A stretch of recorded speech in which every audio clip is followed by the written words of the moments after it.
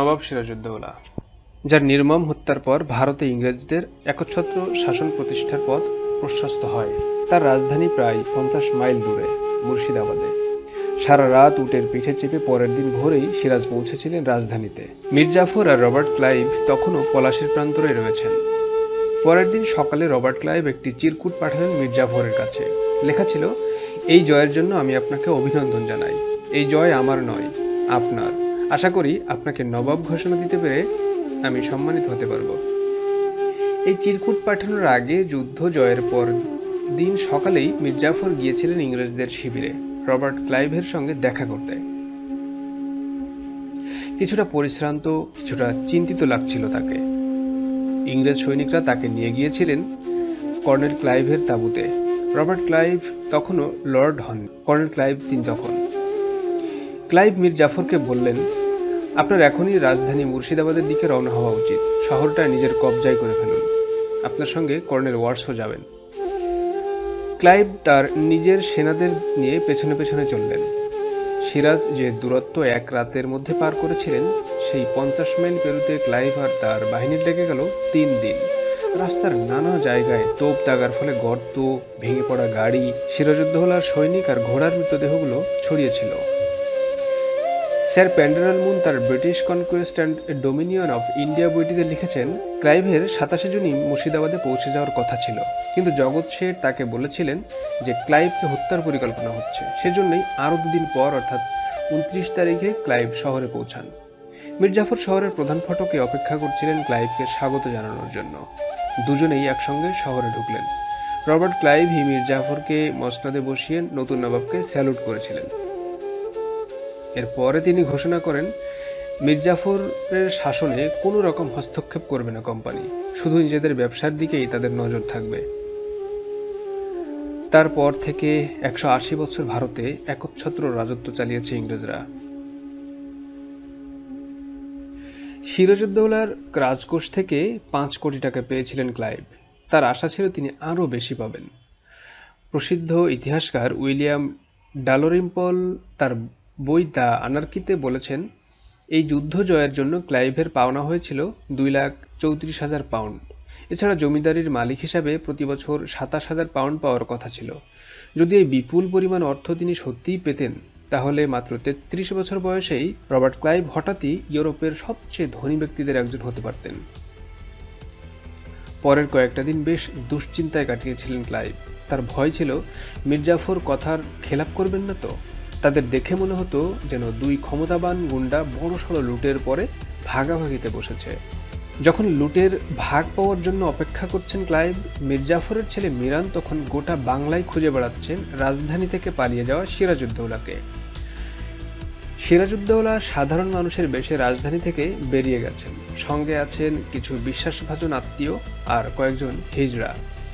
রাত 3টের সময় স্ত্রী লুৎফুন্নেসা আর কয়েকজন ঘনিষ্ঠকে ঢাকা দেওয়া গাড়িতে বসানো হলো। সোনা জহরত যতটা সম্ভব নিয়ে প্রাসাদ ছাড়লেন সিরাজ। ইতিহাসবিদ সৈয়দ গুলাম হোসেন খান লিখেছেন ফরাসি ভাষায় লেখা সিয়ারুল মুতাখিরি বইতে। মুর্শিদাবাদ থেকে প্রথমে ভগবান গোলা গিয়েছিলেন সিরাজ। দিন 2 পরে বেশ কয়েকবার বেশভূষা বদল করে পৌঁছেছিলেন রাজমহলের কাছে। 3 দিন ধরে কিছুই খাওয়া হয়নি, তাই একটু বিরতি নিয়েছিলেন সবাই। রান্না করা হয়েছিল খিচুড়ি। ওই এলাকাতে থাকতেন শাহদানু নামের এক ফকির। সেই গোপনে খবর দিয়ে দেয় যে সিরাজউদ্দৌলা সেখানে আছেন। এই জন্য আকাশের চাঁদ হাতে পেয়ে গেল মীর জাফর, মিরানরা। দিন রাত এক করে যার খোঁজ চলছে গোটা বাংলায়, সেই সিরাজ এত কাছে রয়েছেন। খবর পেয়েই মীর জাফরের জামাই মীর কাসিম সশস্ত্র সৈন্যদের সঙ্গে করে নদী পার করে ঘিরে ফেললেন গোটা এলাকা। সিরাজকে 2রা জুলাই 1757 নিয়ে আসা হলো মুর্শিদাবাদে। রবার্ট ক্লাইভ তখনও সেখানেই ছিলেন। সিরাজউদ্দৌলাকে নিয়ে শহরে আসার আগেই ক্লাইভ ফোর্ট উইলিয়ামে কোম্পানির দপ্তরে চিঠি পাঠিয়ে দিয়েছিলেন। লিখেছিলেন, আমি আশা করব মসনদ থেকে সরিয়ে দেওয়া হয়েছে এমন একজন নবাবের প্রতি মীর জাফর সেই শিষ্টাচারটাই দেখাবে যা এই পরিস্থিতিতে দেখানো সম্ভব। ওই চিঠি পাঠানোর 2 দিন পরে আরেকটি চিঠি লিখেছিলেন ক্লাইভ। সেখানে লেখা ছিল, সিরাজউদ্দৌলা এই পৃথিবীতে আর নেই। নবাব মীর জাফর হয়তো সিরাজউদ্দৌলাকে কিছুটা দয়া দেখাতেন, কিন্তু মিরান মনে করলেন দেশের শান্তি বজায় রাখার জন্য সিরাজউদ্দৌলাকে মারতেই হবে। তাকে গতকাল সকালে খোশবাগে কবর দেওয়া হয়েছে। 4 জুলাইয়ের চিঠিতে লিখেছিলেন colonel Robert Clive. A history of the military transactions of the British nation in Hindustan বইতে রবার্ট ওর্মে বর্ণনা দিয়েছেন সেই দিনটার। পদচ্যুত নবাবকে মাঝরাতে হাজির করা হলো মীর জাফরের সামনে। আ history of the military transactions of the British nation in Hindustan বইতে রবার্ট ওর্মে বর্ণনা দিয়েছেন সেই দিনটার। পদচ্যুত নবাবকে মাঝরাতে হাজির করা হলো মীর জাফরের সামনে। ওই রাজমহলেই কদিন আগেও বসবাস করতেন সিরাজউদ্দৌলা। মীর জাফরের সামনে দাঁড়িয়ে কাঁপতে কাঁপতে প্রাণ ভিক্ষা করেছিলেন সিরাজউদ্দৌলা। সেপাইরা মহলের অন্য দিকে নিয়ে গেল সিরাজউদ্দৌলাকে। ওদিকে মীর জাফর তার পরিষদের সঙ্গে আলোচনায় বসলেন সিরাজউদ্দৌলার সঙ্গে কি করা উচিত তা নিয়ে। তাদের কাছে 3টে পথ খোলা ছিল, হয় তাকে মুর্শিদাবাদে বন্দী করে রাখা হোক, অথবা দেশের বাইরে অন্য কোথাও কয়েদ করা হোক। তৃতীয় বিকল্প ছিল প্রাণদণ্ড। অনেকেই চেয়েছিলেন সিরাজকে বন্দী করে রাখতে, কিন্তু মীর জাফরের 17 বছর বয়সী পুত্র মিরান কড়া বিরোধিতা করেছিলেন।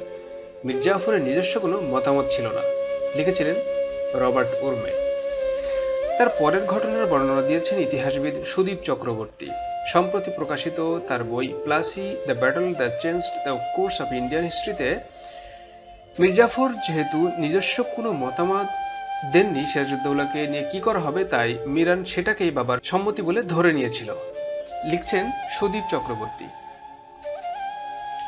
তিনি ওই বইতে লিখেছেন, সে তার বাবাকে বলল, আপনি এখন বিশ্রাম নিন, আমি এদিকটা সামলে নেব। মীর জাফর ভাবলেন কোনো হিংসাত্মক নিশ্চয়ই কিছু হবে না।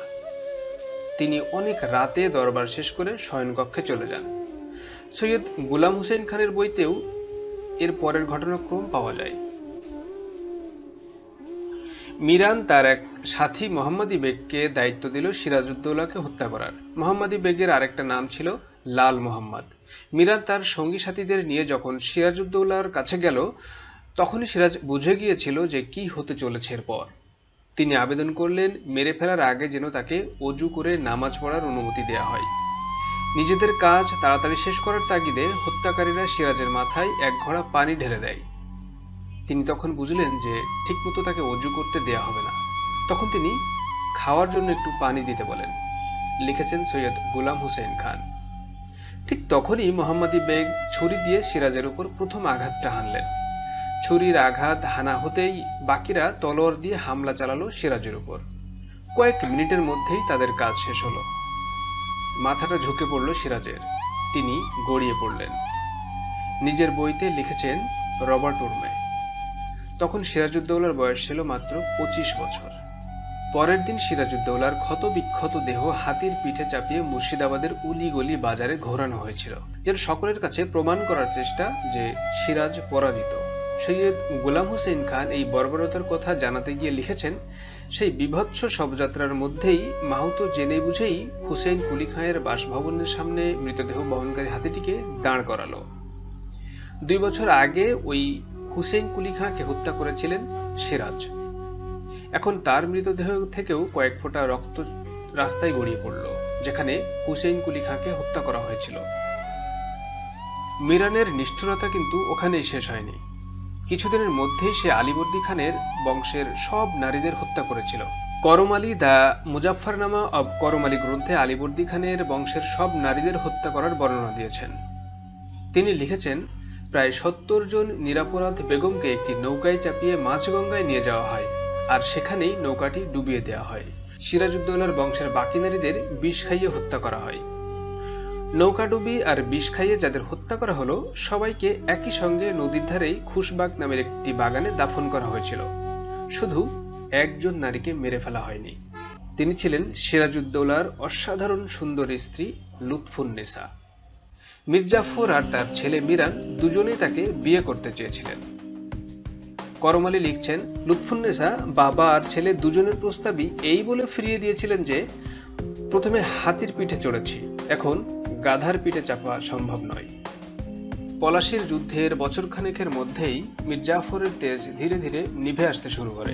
কিছুদিন আগেও যে ক্লাইভ মীর জাফরের হয়ে কথা বলতেন, তিনিও তাকে দ্য ওল্ড ফুল বা বোকা বুড়ো বলে, আর তার ছেলে মিরানকে দ্য ওয়ার্থলেস ডগ বা বোকা কুকুর বলে উল্লেখ করতে থাকেন। আলস্য, অক্ষমতা আর আফিমের নেশা মীর জাফরকে পুরোপুরি বদলে দিয়েছিল। 1758 সালের 11 নভেম্বর ক্লাইভ জন পিনকে লেখা এক চিঠিতে বলেছেন, যে ব্যক্তিকে আমি মসনদে বসিয়েছিলাম সে অহংকারী, লোভী আর কথায় কথায় গালিগালাজ করা এক লোকে পরিণত হয়েছে। তার এই ব্যবহারের জন্য নিজের প্রজাদের কাছ থেকেই সে দূরে সরে যাচ্ছে। ক্লাইভ ইংল্যান্ডে ফিরে যাওয়ার আগ অবধি মীর জাফর তার সৈন্যদের 13 মাসের বকেয়া বেতনে মাত্র 3টে কিস্তি দিতে পেরেছিলেন। বেতন না পেয়ে সৈনিকরাও ক্ষোভে ফুঁসতে শুরু করেছিল। স্যার পেন্ডেরল মুন তার বই Warren Hastings and British India গ্রন্থে লিখেছেন, মীর জাফরের বাহিনীর ঘোড়াগুলোর অস্থিচর্মসার হয়ে পড়েছিল আক্ষরিক অর্থেই। তাদের শরীরের হাড় গোনা যেত। সেগুলোর পিঠে যারা চাপত তাদের অবস্থা সামান্য উন্নত ছিল। এমনকি জমিদাররাও ছেঁড়া ফাটা পোশাক পরতে বাধ্য হতেন। পলাশির যুদ্ধের 3 বছরের মধ্যেই ভারতের অন্যতম ধনী শহর মুর্শিদাবাদ দুস্থ হয়ে পড়ল।